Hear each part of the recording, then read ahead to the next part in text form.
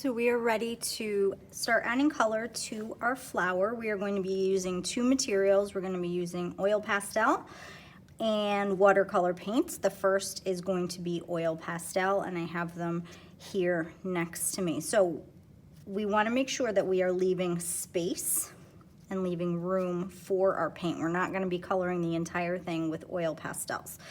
So what we are going to be doing is coloring the smaller bits, outlining some of the larger areas, or all of the larger areas, I should say. We're going to be outlining all of it because we want to make sure we're covering our edges. So I'm using my orange to go over the edges of my center flower. So anything small in our picture, we are going to add color to, and you can color it completely. But for larger areas, we're gonna add touches of color. So this is a smaller area. So maybe I would color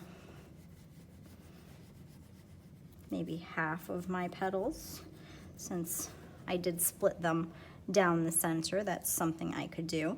I didn't do it on the other side. I'm gonna add that with my oil pastel, because I know I can easily do that, but I could have gotten out my pencil also and done that, but I wasn't too worried about it. So we wanna make sure that we're staying within a color family. Flowers are not gonna grow in crazy rainbow colors. They're not gonna grow one orange petal, one green petal, one blue petal. It's just not the way it's going to work.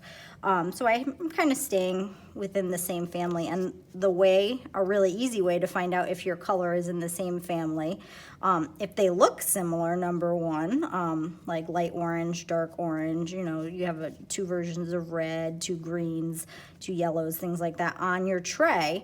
That's one way to tell. And the color will be next to its family. It's, you know, if, you know, orange were over here next to my greens, not really in the same family. And of course, now I'm messing them all up. But anyway, so I'm trying to stay in the same color family. And I did say we're gonna do touches of color because we wanna make sure we're leaving room for paint. So if you can see, I'm starting towards the center of my flower, and I'm adding some streaks of color, okay? And you know what, maybe I'll use this guy. It's always nice to have more than one. So I have a peach and I have an orange again. They are family members, and I'm gonna do the exact same thing to my next petal. I turned my paper. And again, starting at the center, I'm just doing some streaks of color. I'm gonna watch out for my ladybug, not run them over. I'm not coloring it in. I'm leaving some paper showing because I know that I will be painting. And if I do the entire thing with oil pastel, there will be no room for paint.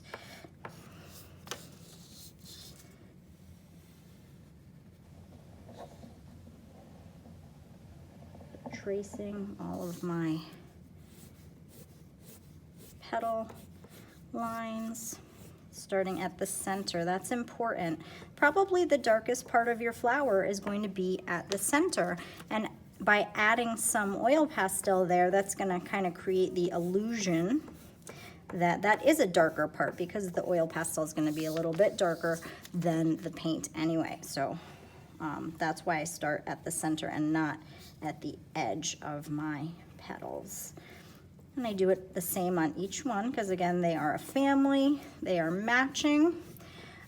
I would suggest, since you're staying with family members and we want our flower to make sense, look like it came from nature, you know, don't go overboard with the colors. Right now I'm really in the orange family. I've got a yellow center.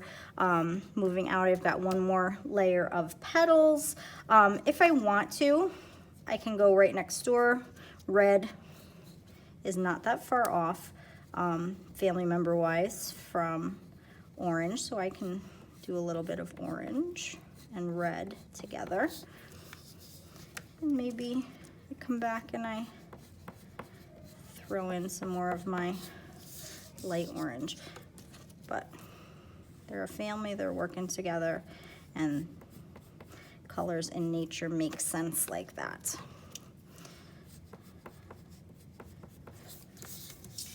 Okay, and I do each one the same.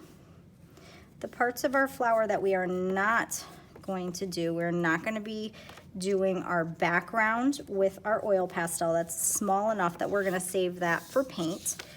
I am going to just do my flowers. I'm going to do my ladybug in just a second, my stem, but I have lots of areas that I am going to be ready to paint, so I haven't taken them all away.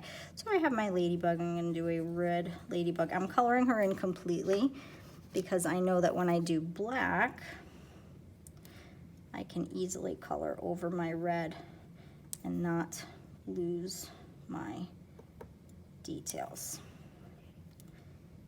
It's a little hard to make spots, but I can make a couple. Anytime you have crumbs, tap them off like I just did. Rubbing them off with your hands, not a great idea. They will start to smudge. So you want to be careful with that. Oil pastel is very smudgy. So my little stem here is pretty small. I can color it in completely. I don't have to do streaks of color. And it's always nice, especially with green, because there are so many greens in nature. I like to use some different ones whenever possible. They're of course in the same family because they're all green, but they are different, so it makes it a little more interesting. So my picture is now ready to be painted. I have everything outlined, small stuff I colored in. I've left my background alone and ready for color. If you do have any little fingerprints, and I can see some, don't worry about that because it is going to be covered by paint.